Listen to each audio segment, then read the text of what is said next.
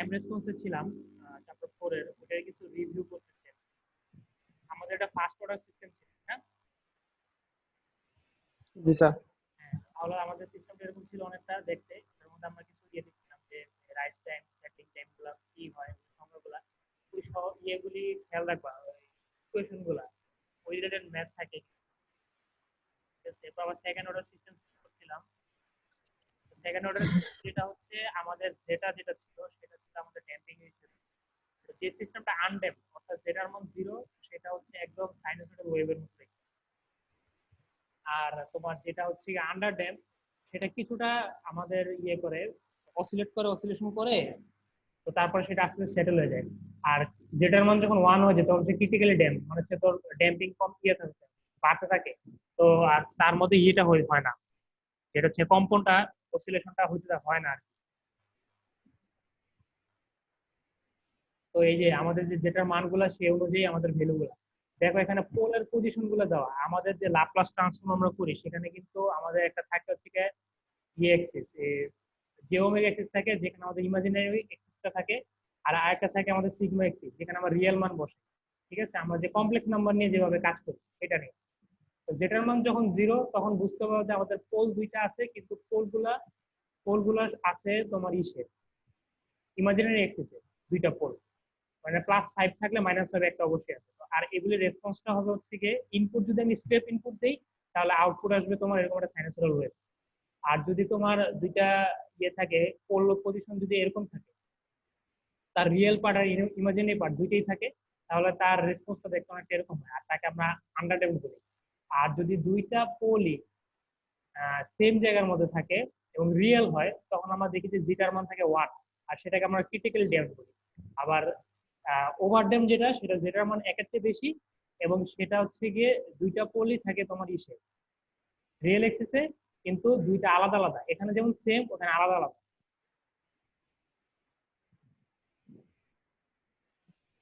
ঠিক আছে, আর এই কাজটা আমরা দেখাইছি যে যেটার মান যখন জিরো, তার মানে আমাদের হচ্ছে গিয়ে আনড্যাম্প, কোনো ড্যাম্পিং নেই, তখন সেটা একদম নর্মাল একটা কাঁপতে থাকে।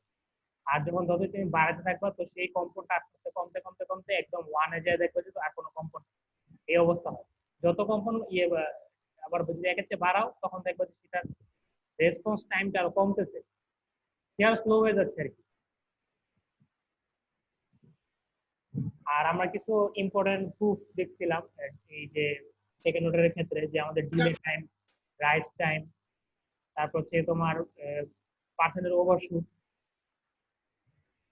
তো এই জিনিসগুলো ওই ইকুয়েশন যে দেওয়া আছে ওগুলো একটু খেয়াল রাখবা। আর আমাদের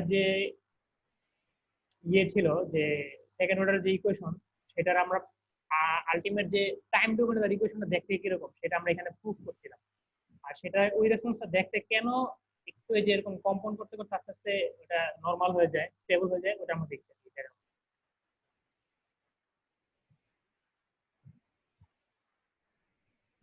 আচ্ছা, ম্যাটল্যাবে এই প্রোগ্রামগুলো আমরা যখন সেশনাল করব তখন আমরা দেখবো।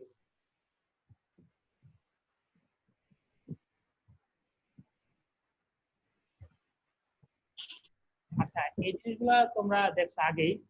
আমাদের যে পোলগুলা পজিশন গুলা, দেখো এখানে যদি দুইটা পোল থাকে, তো এই যে এই জায়গাতে ওমেগা এন আমরা পাবো কিভাবে, সেটা তুমি প্রুফ করতে পারবা। এই দেখো, এটা হচ্ছে আমাদের একটা রাইট অ্যাঙ্গেল ট্রায়াঙ্গেল, এটা হচ্ছে আমাদের থিটা। এই যে এই জায়গাটা, এটাকে যেটা ওমেগা এন বা ওমেগা সিগমা ডি দিয়ে দেখায়, তুমি নর্মাল বই বা আমার এই লেকচার শিটটা দেখলেও বুঝতে পারবে। আর এই যে যেটা হচ্ছে আমাদের হাইট, এটা তো আমাদের বেস, আর এটা হাইট। হাইট হচ্ছে আমাদের যেহেতু হচ্ছে আমাদের operator, imaginary operator omega √1 - sigma square. আর এটাকে যদি আমি পিথাগোরাস থিওরেম ইউজ করি তাহলে দেখবো যে এটার মান আছে ওমেগা এন। ওমেগা এন হচ্ছে কি আমাদের কিন্তু ন্যাচারাল ফ্রিকোয়েন্সি, এটা আমরা আগেও দেখছি। আর যেটা হচ্ছে আমাদের ড্যাম্পিং রেশিও। এখন একটা জিনিস দেখো, যদি তোমার আমাদের যে এস প্লেন যেটা, যার ওয়াই অ্যাক্সিসে জে ওমেগা আর এক্স অ্যাক্সিসে সিগমা আছে, এখন যদি তোমার পোলের যে পজিশন সেগুলিকে যদি আমি চেঞ্জ করি, তো তার রেসপন্সের কি অবস্থা হয়। যদি তোমার দেখো যে এই লাইন ধরে ধরে, অর্থাৎ তাদের যে এটা এই জায়গাটা হচ্ছে আমাদের রিয়েল ভ্যালু যদি সেম থাকে, সেই অবস্থায় তুমি তাকে মুভ করো, এই লাইন ধরে মুভ করো, দেখবে যে সবগুলার যে কটা রেসপন্স আছে, এখানে দেখো তিনটা পোল আছে, এই জন্য তিনটা রেসপন্স দেখাচ্ছে, এখানে তিনটা কার্ভ দেখাচ্ছে। এই তিনটা কার্ভের ক্ষেত্রে দেখবে সবগুলোর এনভেলপ সেম, অর্থাৎ এই জায়গাটাকে কি কেন্দ্র করে সবাই অসিলেট করতেছে। ঠিক তেমনি যদি তুমি দেখো যে জে ওমেগা মানে হচ্ছে আমাদের ইমাজিনারি পার্ট যদি সেম থাকে, তাহলে যদি তুমি এই লাইনের সবগুলো পোলকে মুভ করো, তাহলে দেখো সবগুলো ফ্রিকোয়েন্সি সেম থাকবে। দেখো এটা দেখে বুঝতেছো নাকি, ফ্রিকোয়েন্সি কিন্তু সেম, অ্যাম্পলিটিউড কিন্তু কম কিন্তু ফ্রিকোয়েন্সি কিন্তু সেম, এটা বুঝতেছো? জি স্যার। হ্যাঁ, তারপরে তোমার দেখো এখানে হচ্ছে কি তোমার আমার এর আগে দেখো এই যে থিটা যে এই লাইন ধরে যদি মুভ করে, অর্থাৎ এদের সবার হচ্ছে কি এই জায়গায় যে অ্যাঙ্গেল যে থিটা, সেই থিটা সবার জন্য সেম। ওই ওই লাইন ধরে যদি মুভ করে, এভাবে যদি কোনো কোনো ভাবে মুভ করে, তাহলে প্রত্যেকটার ওভারশুট, অর্থাৎ তাদের যে কম্পন করার যে অবস্থা, সেটা তাদের সবগুলোরই সেম থাকবে। এই জিনিসগুলো খেয়াল রাখবা। তো আমরা যদি তাহলে কি হচ্ছে এই লাইন ধরে যদি ধরি, তাহলে তুমি দেখবা যে সবগুলোর pick same.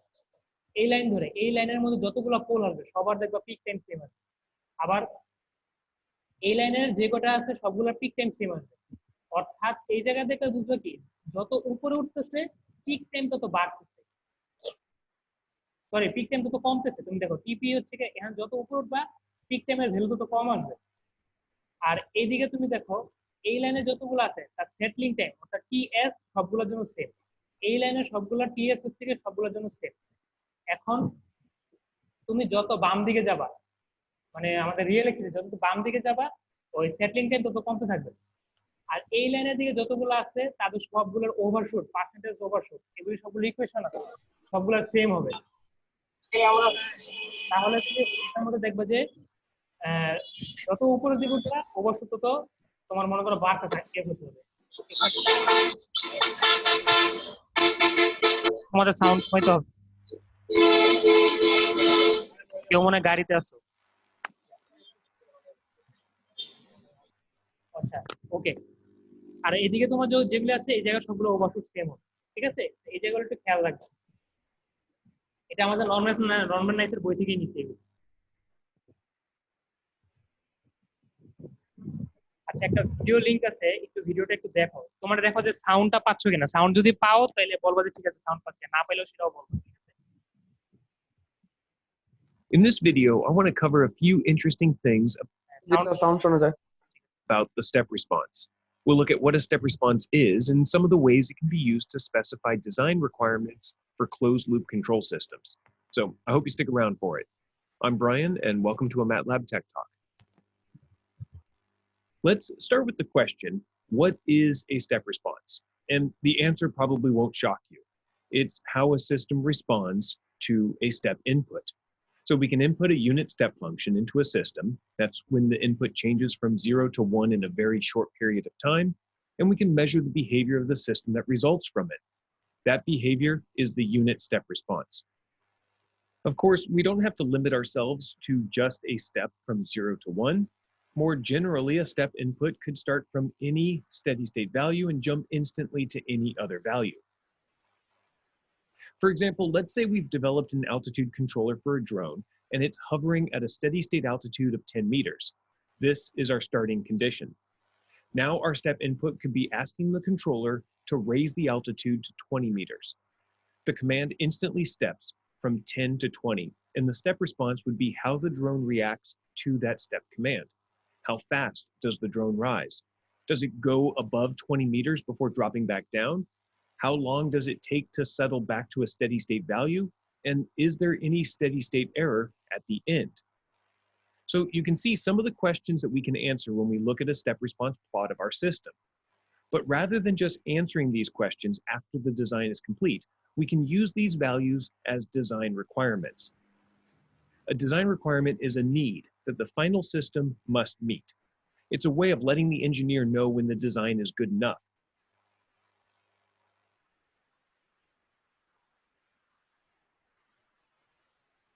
Now, when we're talking about step response requirements for a closed loop control system, we're looking at the step response from an input into the loop, like a reference signal or a disturbance, to the output of the system.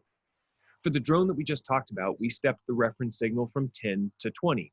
and the step response was how the output, or the altitude of the drone, changed over time. So in this way, the design requirements for the altitude controller could be stated in terms of how we want the drone to react to a step input like this. And those requirements would dictate how the entire closed loop system should be designed. Of course, usually we don't just draw a picture of a step response and say, make it look like this. We define it by building up the step response as a set of individual features. Let me show you what I mean. We can define the response in terms of rise time, which is the time required for the signal to rise from some starting point to an ending point. Usually it's measured from 10% to 90% of the final value. Then overshoot, which is the maximum percentage over the final value that it reaches. And if the maximum value is the final value, then there is no overshoot. There's settling time, which is the time it takes for the response to enter and stay within some percentage of the final value. And there's steady state error, which is how far off the final value is from the commanded value when it's at steady state. So before we start designing that altitude controller, we can state things like our closed loop system shall have a rise time that is less than 10 seconds, or overshoot shall be less than 5% of the final value, and so on. And this gives us something to aim for with our design. And for some systems, thinking about requirements in the time domain like this can be a lot more intuitive than specifying frequency domain requirements like bandwidth or pole locations in the complex plane, since often the things we care about are how the system performs over time. For example, due to altitude restrictions on hobby drones, we may not want our system to have any overshoot when commanded to step its altitude up to the maximum allowed height, so that it doesn't violate any local flying laws by going too high. This would be a difficult requirement to write in the frequency domain. Now, we're going to talk more about step response requirements in just a bit, but first I have a question for you.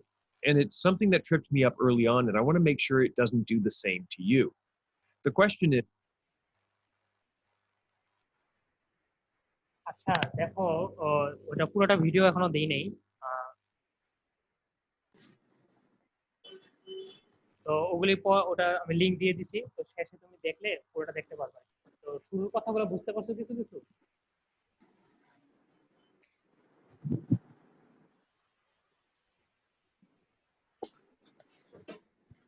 হ্যাঁ, hello, বুঝছো? Sir, জি sir শুনতেছি। হ্যাঁ হ্যাঁ, তো ওই ভিডিওটা একটু পুরোটা আবার ভালো মতো দেখো পরে, লং ভিডিও আর কি। তো বুঝতে পারবা যে আমরা আসলে কি নিয়ে কাজ করতেছি আসলে। ওই জিনিসটা আবার কয়েকবার দেখতে হবে। তো জটিল কথাবার্তা আছে, সমস্যা নাই, দেখলে তোমরা বুঝতে পারবে। এখন ম্যাথমেটিক্যাল প্রবলেম একটু আমরা দেখি। তো যেটা হচ্ছে, আমাদের মনে করো এরকম যদি 4টা সিস্টেম দেওয়া থাকে অথবা ম্যাথ দেখবা, তখন বলবো যে তোমাকে যেটার মান বের করতে ওমেগা এন এর মান বের করতে, ঠিক আছে? আর ক্যারেক্টারিস্টিক্সটা বের করতে বলছে। এখন এই ধরনের কোশ্চেন গুলো থাকলে করবা কি, যদি তোমার এরকম একটা সিস্টেম দেওয়া থাকে, এখন অনেকগুলো সিস্টেম দেওয়া, যে কোনো একটা তোমার ভ্যালু গুলো বের করতে বলছে, তাহলে দেখো এই যে 8, যে এই 8, এটা আসলে কি টুয়াইস যেটা ওমেগা এন না? তাহলে এখানে একটা ভ্যালু আছে। আর এই যে 12 মানে অ্যাকচুয়ালি কি, আমি তোমাকে ইকুয়েশন একটা বলছিলাম, সেকেন্ড অর্ডারের একটা ইকুয়েশন আছে ক্যারেক্টারিস্টিক ইকুয়েশন, ওখানে দেখবো যে ওমেগা এন স্কয়ার সমান সমান 12 হবে। অর্থাৎ কি ওমেগা এন সমান সমান, অর্থাৎ ন্যাচারাল ফ্রিকোয়েন্সি হবে ওমেগা এন ইকুয়াল টু হবে √/12 হবে। তা √/12 করলে তুমি একটা ওমেগা এর ভ্যালু পাবা, তাহলে ওই ভ্যালুটা এই জায়গার মধ্যে বসলে তুমি জেটার মান পাবা। এখন জেটার মান তোমার কি 0-র চেয়ে যদি বেশি হয় আর 1-এর চেয়ে মাঝখানে হয়, তাহলে হবে আন্ডার ড্যাম্প। আর যদি 0 হয়, যেটার মধ্যে যদি তুমি 0 পাও, তখন বুঝবে আনড্যাম্প। আর 1-এর চেয়ে যদি তোমার বেশি পাও, তখন বলবে যে ওভার ড্যাম্প। তখন তুমি অ্যান্সার গুলো করবে সেভাবে। বুঝতে পারছো কথাটা? যেমন দেখো যে এই জায়গার মধ্যে যেটার নাই, মানে হচ্ছে কি যেটার মান 0, তাহলে এই রেসপন্সটা ক্যারেক্টার বললে তুমি বুঝবে যে এটাকে কি ধরনের রেসপন্স। তখন তুমি বলবে যে এটা হচ্ছে এক ধরনের over damp response, sorry undamp response. আচ্ছা, এখানে একটা কোশ্চেন আছে। আমরা এই যে সিস্টেমটা, এই সিস্টেমটা আমরা মেকানিক্যাল ইয়েতে ট্রান্সফার ফাংশন আমরা করছিলাম চ্যাপ্টার 2 এর মধ্যে। যদি মনে না থাকে সেটা আবার দেখবা আর কি। তো ওই সিস্টেমটা নিয়ে একটু কাজ করতে বলছে। এখানে বলা আছে consider the translational mechanical systems শোন ইন ফিগার। এই যে ফিগারের মধ্যে এখন ফোর্স দেওয়া হয়েছে, 1 পাউন্ড ফোর্স দেওয়া হয়েছে তাকে। আর এটা হচ্ছে টাইম ইকুয়াল টু 0 মানে একটা সময়ের সময়। আর যদি তোমার এই যে এফ ভি যেটা, অর্থাৎ কি আমাদের ফ্রিকশনের যে কনস্ট্যান্টটা সেটা যদি 1 হয়, তাহলে কে আর এম এর মান বের করতে বলছে। এখন বলা আছে কি, এখানে আগে কি কি বলা আছে, যে সেটলিং টাইম আমার 4 সেকেন্ড, অর্থাৎ টি এস এর মান 4 সেকেন্ড, আর পিক টাইম হচ্ছে 1 সেকেন্ড। আর বলছে যে এই অবস্থার মধ্যে তার ওভারশুট কত হবে, তার মানে সে কি পরিমাণ তার ইয়ে থেকে মানে ইকুইলিব্রিয়াম থেকে সে কি পরিমাণ কাঁপবে সেটাকে বের করতে বলছে। তো দেখো এই সিস্টেমটা এখানে দেওয়া, আমরা ট্রান্সফার ফাংশন বের করছিলাম এর আগে, ওই যে চার এক্সারসাইজ ওটা দেখলে তুমি বুঝতে পারবে, আমরা এখানে দেখেছি। তো এই সিস্টেমটার মধ্যে আমাদের বলা হচ্ছে ফোর্স 1 পাউন্ড দেওয়া আছে, এলভি দিয়ে পাউন্ড বুঝে আর কি, এফভি 1 দেওয়া, আর সেটলিং টাইম 4 সেকেন্ড, এই জিনিসগুলো দেওয়া আছে। এখন বলছে কে এর মান কত, অর্থাৎ হচ্ছে আমাদের এই যে এই কনস্ট্যান্টটা স্প্রিং কনস্ট্যান্ট কত, আর এম অর্থাৎ এটার মাস কত সেটা বের করতে বলছে, আর এই অবস্থায় তার ওভারশুট কত বের করতে বলছে। আচ্ছা, এখন আমাদের যে ট্রান্সফার ফাংশন সেটাকে আমাদেরকে একটু সাইজ করতে হবে, ওই S square plus twice zeta omega N plus omega N square, ওই সিস্টেম আমাকে নিয়ে আসতে হবে। তো আমরা সেইভাবে নিয়ে আসছি, এম দিয়ে উভয় পাশে ভাগ দিচ্ছি আমি। তো এফ বি এর মান তো 1 দেওয়া আছে, সেটা আমরা বসাইছি, সেজন্য এখানে 1 বসাই দিচ্ছি। এখন এটার এই যে সিস্টেমটা, তার তো দুইটা রুট আছে, যেহেতু এস এস স্কোয়ার, তো সেটাকে আমরা বের করছি হচ্ছে ওই যে কোয়াড্রেটিক ইকুয়েশনের যে ফর্মুলা সেটা দিয়ে, সেটাকে আমরা ইকুয়েশন হিসেবে এখানে রেখে দিচ্ছি।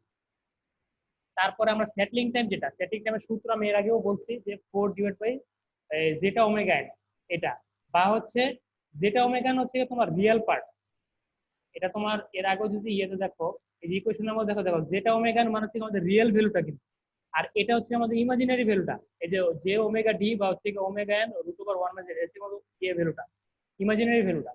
তাহলে এখানে আমি জাস্ট রিয়েল ভ্যালুটা বসাই দিলে হলো, ঠিক আছে।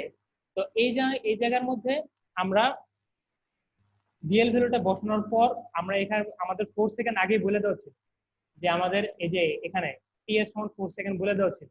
তো ওই মানটা আমরা এখানে বসানোর পর আমরা এম এর মান পাইছি, এর মান হচ্ছে হাফ। ঠিক আছে, এখন এই জায়গার মধ্যে পাউন্ডে দেওয়া তো এই জন্য হাফই রেখো, কেজি বা ইয়ে কিছু লেখো না, নাহলে পর আবার ইকুয়েশনের ইয়ে সাথে ইউনিটের ক্ষেত্রে ঝামেলা হয়ে যাবে। ঠিক আছে, তাহলে আমরা জাস্ট ইকুয়েশন 1 এর মধ্যে আবার এম এর মানটা বসাই দিচ্ছি। এম এর মান বসানোর পর এখানে আবার একটা কোয়াড্রেটিক ইকুয়েশন পাইছি, তো সেটাকে আমরা আবার ফিরে ইউজ করছি এই জায়গার মধ্যে।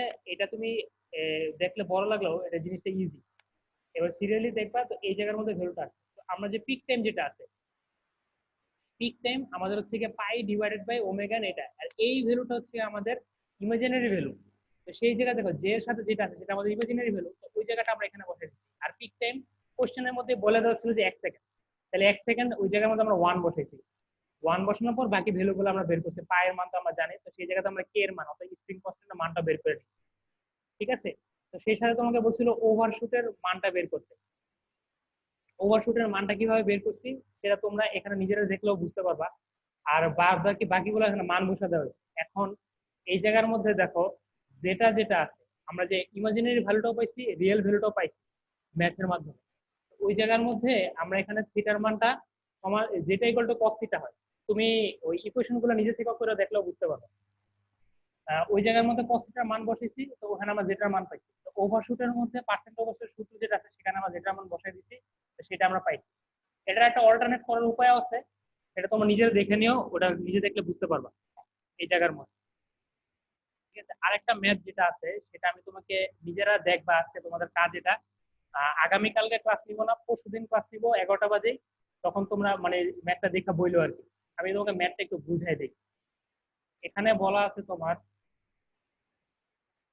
আমাদের যে ফ্লুইড ফিল্ড ক্যাথেটার, মানে হচ্ছে আমরা যে ক্যাথেটার হচ্ছে ওই হাতে বা পায়ের মধ্যে ঢুকাই ব্লাড প্রেশার ইয়ে সময়, যাদের এনজিওগ্রাম ইয়ে থাকে বা রোগ ইয়ে থাকে, তোমার হার্টের ডিজিজ থাকে, তাদের যখন তোমার অপারেশন করায়, তো ওই সময় ক্যাথেটার এগুলি ইউজ করে আর কি। আমাদের ওই সুইদের ভিতর ঢুকানো ওই জিনিসগুলো নিয়ে, তো সেটা নিয়ে একটা ম্যাথ ছিল।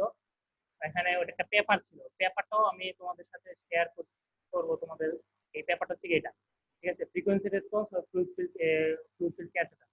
সেখানে সে যেই রেসপন্সটা পাইছে, সেই রেসপন্সটা পাইছে এরকম। ঠিক আছে, এখন আমি রেসপন্স দেখে কিন্তু বুঝতে পারতেছি এটা হচ্ছে আমাদের under damped response, over damped না, ক্রিটিক্যালি ড্যাম্পড না, আনড্যাম্পড না। এটা কিন্তু তোমাকে রেসপন্সটা দেখে বুঝতে হবে। দেখো এটা কাঁপতে কাঁপতে একসময় যে নর্মাল হয়ে গেছে।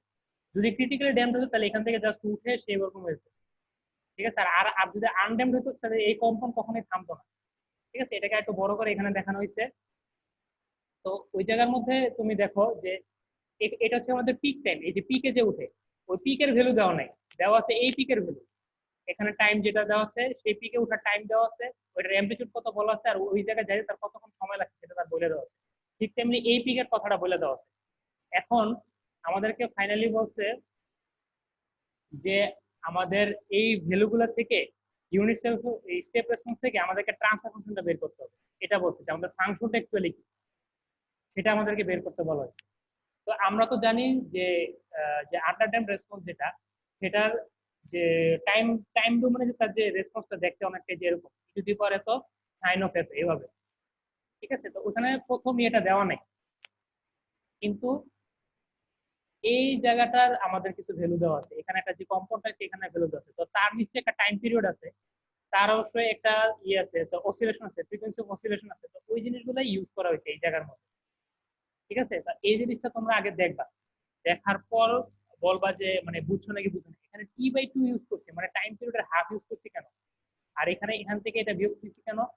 দেখো এটা হচ্ছে একটা পিক, এটা হচ্ছে একটা পিক, পুরা টাইম পিরিয়ডটা আসলে হয়তো কখন থেকে, এখান থেকে শুরু হয়ে ওই জায়গায় যে একটা শেষ হয়েছে, মানে এই জায়গা থেকে শুরু করে এই জায়গা পর্যন্ত, এটা হয়তো হচ্ছে আমাদের একটা টাইম পিরিয়ড। আবার এখান থেকে শুরু করে এই যে এই পজিশনে আসা, এখানে তো দেখা যাচ্ছে না, ওই জায়গায় আসা, ওইটা হয়তো পুরো টাইম পিরিয়ড। আর এই পিক থেকে এই পিক তাহলে কি হবে, টাইম পিরিয়ডের হাফ হবে। এটা বুঝতে পারতেছো?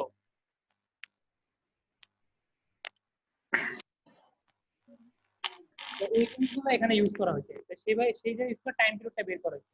আর সাইনের জায়গায় দেখো, সাইনের সর্বোচ্চ ভ্যালু প্লাস আর মাইনাস হাফ হবে, ঠিক আছে। তাহলে যেই একটা পিকে যখন যাবে তখন সাইনের ভ্যালু পজিটিভ হাফ হবে, নেগেটিভ পিকে গেলে নেগেটিভ হাফ হবে। তো ওই ভ্যালুগুলো এখানে ইউজ করা হয়েছে, ওখানে ইউজ করে বাকি ভ্যালুগুলো বের করা হয়েছে।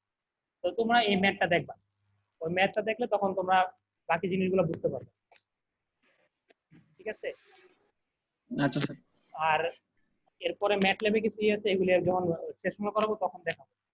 আচ্ছা, এডিশন অফ পোল হচ্ছে কি, আমাদের যে সিস্টেম গুলা সেখানে তো দেখছো যে এখানে এস স্কোয়ার মানে পোল হচ্ছে দুইটা। এখন সব সিস্টেম এরকম হয় না, অনেক সময় পোল বাইরে যায়, তো পোল যদি বাড়ে তো তখন কি অবস্থা হয়, তখন যদি তোমার মনে করো এই যে নিচে দেখো পোল অতিরিক্ত একটা 10 এসে পড়ছে, একটা 3 এসে পড়ছে, তো এই জায়গার মধ্যে আমাদের সবসময় টার্গেট থাকবে যে পোল যাতে যত বেশি দূরে থাকে ততই ভালো, মানে যত বড় হয় তত ভালো। তাইলে হবে যে আমাদের যে সিস্টেম যেটা আছে, এই যে সি যেটা, এই C1 যেটা, C1 হচ্ছে T1 এর জন্য আমাদের রেসপন্সটা টাইম ডোমেনে। তো C2 তে দেখো এই যে পোলটা আছে সেটা হচ্ছে গিয়ে বেশি দূরে, তো সে হচ্ছে ওই এস স্কোয়ার যেটা, সে সেকেন্ড অর্ডার থাকলে যে ধরনের রেসপন্স হইতো, তো S+10 যেটা তার রেসপন্সটা প্রায় কাছাকাছি সেম ধরনেরই। কিন্তু যদি কাছাকাছি হয়ে যায় S+3 মানে হচ্ছে অরিজিনের কাছে, মানে জিরোর কাছাকাছি হয়ে যায়, তখন রেসপন্স একটু উল্টাপাল্টা হয়ে যায়, তখন আমাদের ওইভাবে সেকেন্ড অর্ডার ইকুয়েশনের মতো তাকে জাজ করতে আমাদের সমস্যা হয়। এই জন্য আমাদের পোল যত দূরে থাকবে ততই ভালো। আর ঠিক তেমনি জিরোর ক্ষেত্রে সেম ঘটনা, ঠিক আছে। আমাদের যে জিরো গুলো যত দূরে থাকবে ততই আমাদের ভালো। এইখানে দেখো যে কোনো জিরো নাই, একটা রেসপন্স, জিরো যখন 10-এ -10-এ আছে তখন আমাদের রেসপন্সটা প্রায় ওইটার মতো দেখতে, কিন্তু যখন 3-এ আছে তখন সেটা আবার কম্পন বেড়ে গেছে তার মধ্যে, ঠিক আছে। তো এই জিনিসগুলো আমাদের একটু খেয়াল রাখতে হবে যে আমাদের জিরো বা পোল যত দূরে হবে বা যত বড় হবে সেটা আমাদের জন্য তত ভালো। আচ্ছা, নন মিনিমাম ফেজ সিস্টেম বলতে বোঝায় যদি জিরো কোনো কারণে মানে লেফট হাফ থেকে রাইট হাফ প্লেনে চলে যায়। আমাদের যে দেখো যতগুলি আমরা রেসপন্স দেখছি, দেখো সবগুলো হচ্ছে দেখো লেফট হাফ প্লেনে, মানে হচ্ছে বাম পাশে। যদি কোনো কারণে জিরো যদি রাইট হাফে চলে যায়, জিরো তো আমরা ও দিয়ে প্রকাশ করি, ঠিক আছে, তাহলে সেটা হবে নন মিনিমাম ফেজ সিস্টেম। তো এই ধরনের সিস্টেমে ঘটবে কি, যখন কোনো গাড়ি বা কোনো প্লেন যদি নন মিনিমাম ফেজ সিস্টেমে থাকে, তো তুমি যখন তাকে ডানে ঘুরাবা সে বামে ঘুরে যাবে, বামে ঘুরে দিলে ডানে ঘুরে যাবে, মানে সে উল্টা কাজ করবে। এই জিনিসগুলো একটু খেয়াল রাখবা যে নন মিনিমাম ফেজ সিস্টেম কাকে বলে। আর আরেকটা গুরুত্বপূর্ণ জিনিস বলতে ভুলে গেছি, সেটা হচ্ছে পোল যদি কোনো কারণে রাইট হাফ প্লেনে চলে যায়, আমি যতক্ষণ জিরোর কথা বলতেছি, এই পোল গুলা যে এগুলি পোল যদি রাইট হাফ প্লেনে চলে যায়, তাহলে এই যে কম্পন সেটা এক্সপোনেনশিয়ালি বাড়তে থাকবে।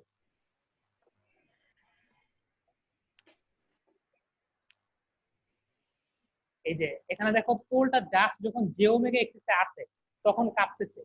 যদি এই পোলটা ডানে চলে যায় তখন এই যে কম্পনটা সেটা এক্সপোনেনশিয়ালি বাড়তে বাড়তে মনে করেন ইনফাইনাইট পর্যন্ত বাড়তে পারে, পুরো সিস্টেম আনস্টেবল হয়ে যাবে। আমরা এই জন্য আমরা কখনোই পোলকে মানে ডান দিকে আমরা রাখবো না, কোনোভাবেই রাখবো না।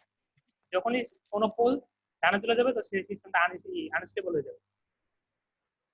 ঠিক আছে। আর এই চ্যাপ্টারে মোটামুটি এই জিনিসগুলাই। চ্যাপ্টারটা কিন্তু অনেক বড়, এটাই সবচেয়ে বড় চ্যাপ্টার। তো ভালো মতো ইয়ে করো। আর এটা আমি ক্লাস থাকলে হয়তো তোমার অ্যাসাইনমেন্ট নিতাম, তো এই জিনিসগুলো একটু ভালো মতো পড়বা, এইগুলো একটু চিন্তা করবা প্রত্যেকটা জিনিস। এগুলো অ্যান্সার গুলো নর্মাল নেসের বইয়ের মধ্যে দেওয়া আছে, ওগুলো একটু ভালো মতো বুঝে বুঝে করবা। ঠিক আছে। আর যে আমাদের স্টেপ রেসপন্স বা নন মিনার সিস্টেম এই রিলেটেড কিছু ইউটিউবের লিঙ্ক আছে, ওগুলো দেখলে আরো কনসেপ্ট গুলো তোমাদের ক্লিয়ার হবে। ঠিক আছে। তো আজকের ক্লাস এই পর্যন্তই। কোনো আচ্ছা কোশ্চেন স্যার। আছে? স্যার ভিডিওগুলো স্যার কোথায় আপলোড করবেন স্যার? ভিডিওগুলি কিভাবে দিলে ভালো হয়? আমি ড্রাইভে আপলোড করে দিব না, তোমাদেরকে ড্রাইভ শেয়ার করে দেবো নাকি? স্যার একটা ক্লাসরুম, গুগল ক্লাসরুম খুলে ওইখানে স্যার আপলোড করে দিলে মনে হয় বেটার। গুগল জি স্যার। ক্লাসরুম আমি একটু তাহলে দেখি, কোনো যদি না বুঝি তাহলে তোমাদেরকে আমি জিজ্ঞেস করবো তাহলে। জি স্যার। তাহলে রেকর্ডিং এখানে শেষ করে দিই, হ্যাঁ?